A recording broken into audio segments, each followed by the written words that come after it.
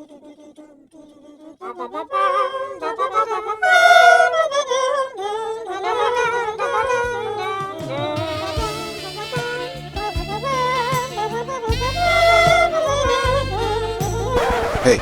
we got to play the Monster Hunter Wilds beta.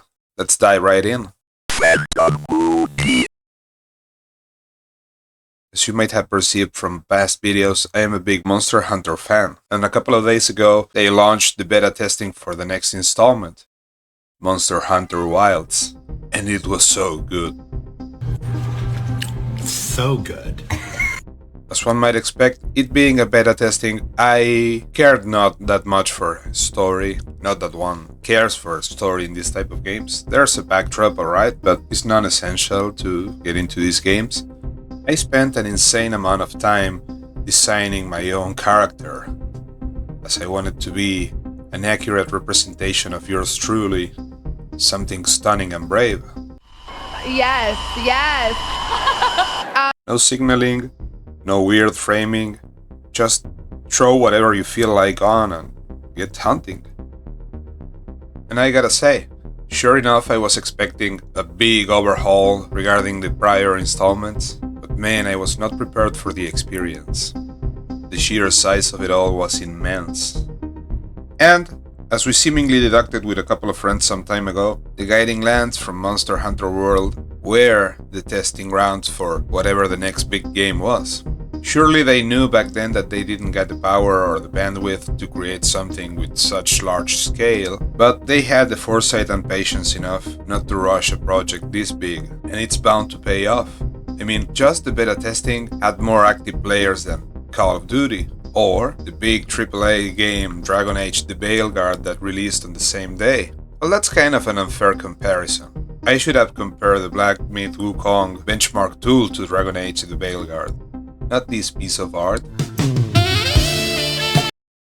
But this one is interesting. They streamlined a lot of aspects from prior games, and they made a nice mix and match of whatever they had going in both games.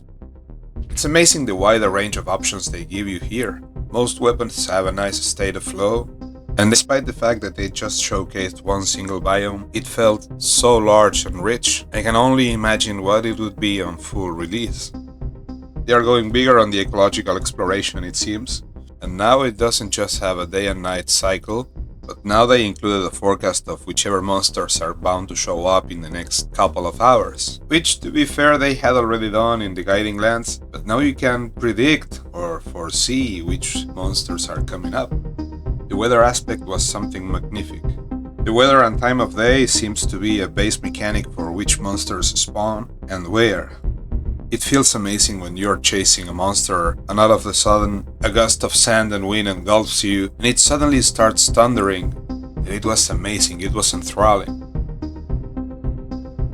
They introduced us to 4 new monsters.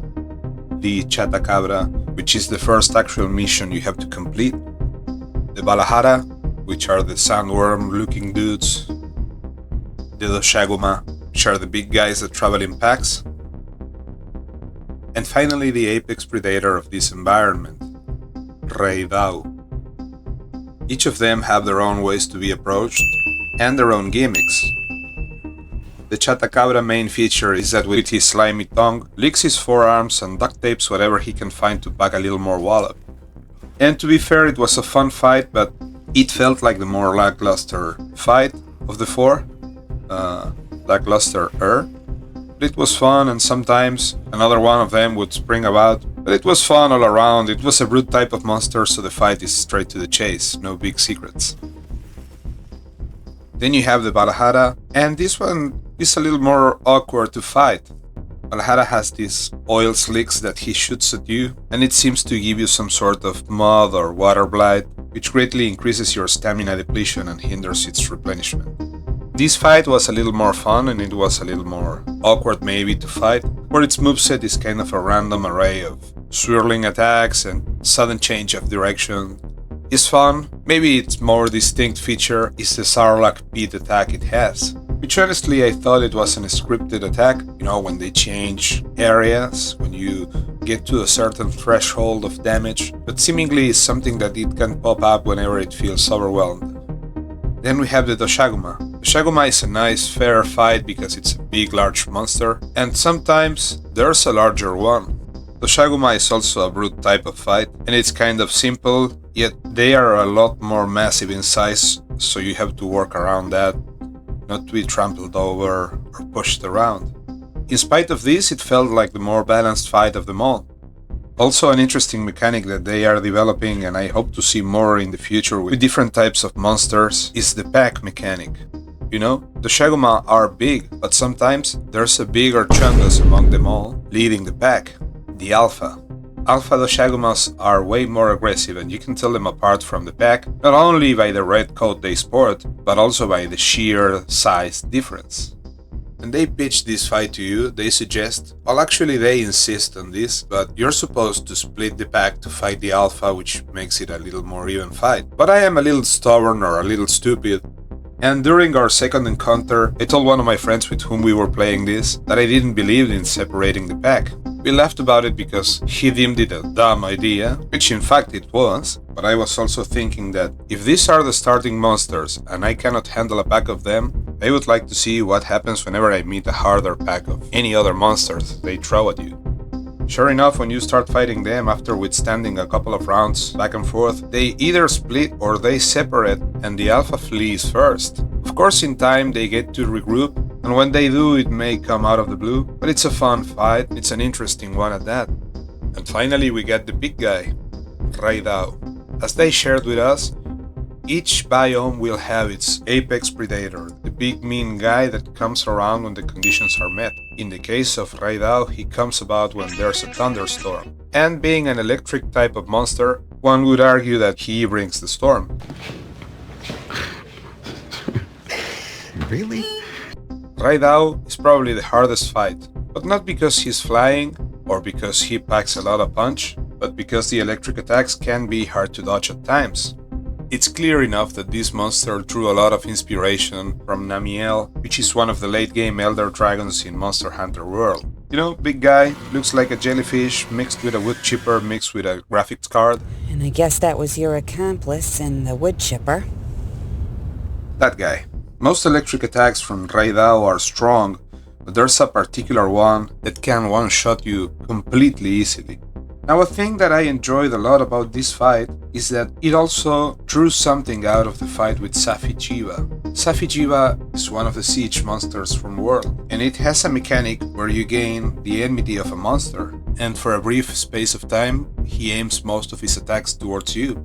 Now, I might be misled, and it might be something that they are trying to implement in most fights to make it a little more easily approachable for newer hunters. But there's like this red haze, like your scout fly is turning red when the monster is aiming at you, which by sheer reflexes one tends to avoid most attacks they throw at you, but it's a nice tell for newer players when to avoid being struck. As for the monsters, when it comes to weapons, I tend to feel usually at odds with most people, because I'm a big defender of the weirder weapons. You know, when I started playing, I put a lot of hours into the insect glaive, and then I decided to try something different, and I found out the lance, which became my main weapon, and it stuck, and when I tried something different, I went for the hunting horn, then the heavy bowgun, and in this game, as you do, you try something new. I not only tried the weapons I used to main, but also got around trying the hammer, the greatsword, and even the switch axe, which to my surprise, it was a really interesting weapon. Sadly enough, I get to try it for the last hour of the test. Weapons in this game feel interesting and they have a lot to go through and get accustomed to, but they all seem fair enough and fun, with the exception of the insect glaive. They freaking destroyed that weapon, for God's sake. Now you see you have this thing called focus mode, which at the beginning I didn't like one single bit, for I thought like, alright, you want to fight this monster? Cool. When you feel like really propping up damage, feel free to press the L2 button, you know, like to actually hurt the guy. But then I get to play a little more and I understood that the focus mode lets you see where you are putting the damage into. You can still wound and damage the monster without you focusing on the area. Though it leads to some interesting mechanics and makes it a little more easy to understand.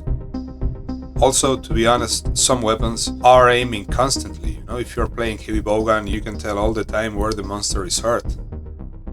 Which is fun in this is that they made all weapons feel smooth and highly mobile, With the exception of the insect glaive, they freaking destroyed that weapon for God's sake.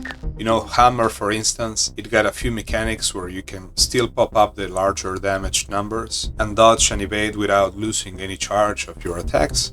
Hammer is a fun straight weapon. You may or may not know, but there's this interesting mechanic in Monster Hunter where monsters are weak to damage. Who would have guessed, right? So, hammer, monster head, it goes fuck.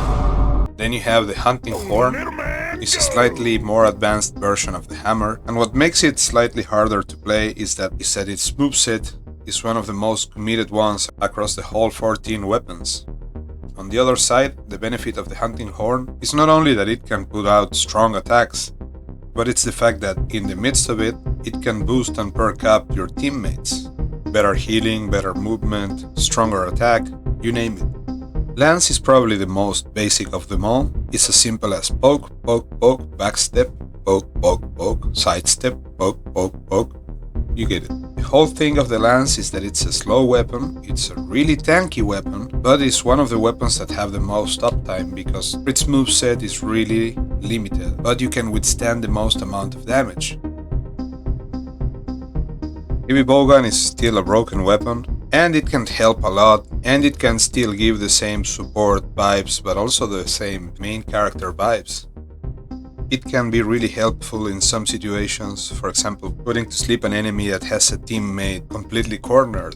It has a nice decent shield, it's not as busted as the one in World, but it's only a matter of time. And the fun part is that, remember the little secret, the little bird guy? You can mount the guy during the hunt and you can switch weapons on it. Sure, you have to decide beforehand which weapons you want to carry on your expedition, but what's great is that you can change them in the midst of it.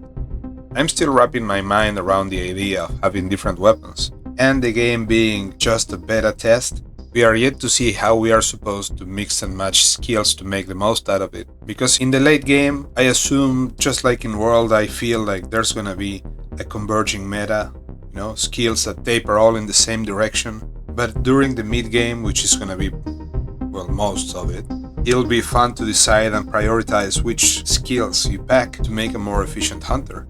There's a lot more to weapons to say that more equipped persons than me are already covering or have already covered, like Rudican or Adex Gaming. Most Monster Hunter channels ain't one, but I really, really love this game, so I'm hyped about it. But I'm just gonna say, these people are genius at marketing. Not only releasing it the same day Dragon Age dropped, but also, there's some decisions that I'm not quite going to point, but they are really, really obvious. I don't know, being able to create a decent character, for example. My guy is a one-to-one recreation of my own person.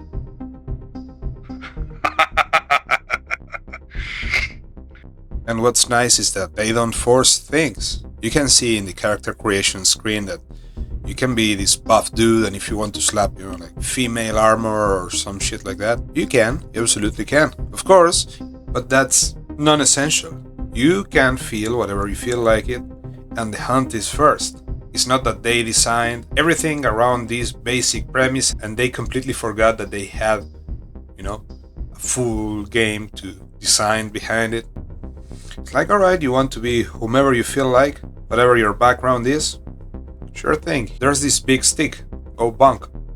The world feels rich, and the big camp, the main camp, feels like a crucible, and it feels lived on. It doesn't feel slapped together like in most games. I also really like the idea of portable camps that you can set up and pick up whenever you feel like. And it's also nice because, you have your own portable camp, but if you're playing with friends, they also have theirs. And you can set up different camps in your environment and have a lot of fast travel options. Because you see, monsters in this game can't for the life of them stay in one place, In prior installments, when you reach a certain threshold, monsters relocate and take the fight somewhere else. Here, I got to count around 6 relocations in base fights. That's not fun. Most time spent in a fight is traveling on your giant turkey. I mean, it's cool and all, but it's gonna wear thin anytime soon. The HUD is also kind of messy, these squiggly lines. Give me a straight line to see where my health is at. It's really distracting. When you get to the red zone, it starts wobbling, and I want to see how much health I have precisely. not this Resident Evil type of thing where suddenly it becomes red and I cannot tell out of the corner of my eye how much health I have. But for sure, these are things that they are gonna patch in the future, I hope. Or, people starting to mod may have a better HUD solution. But anyway, all in all, it was a nice, well-rounded experience, and I can only hope to see the full release, see the whole map they got planned, see the new monsters, see the new reimaginations of the older ones. I want to see whatever Rathalos they come up with. I want to see what new creatures and new mechanics they throw into the mix. I'm ecstatic to see what new skills they have or how they rework some pre-existing ones. Also, if they are gonna throw in some new siege monsters, that'll be completely fun. I can only imagine what new siege monsters with the new wound mechanic could feel like. Oh, and the only part I didn't enjoy absolutely one single bit about this game is how unintuitive it is to invite somebody to your party. You see, you have to send the invite to link up with your friends. They have to accept the invite.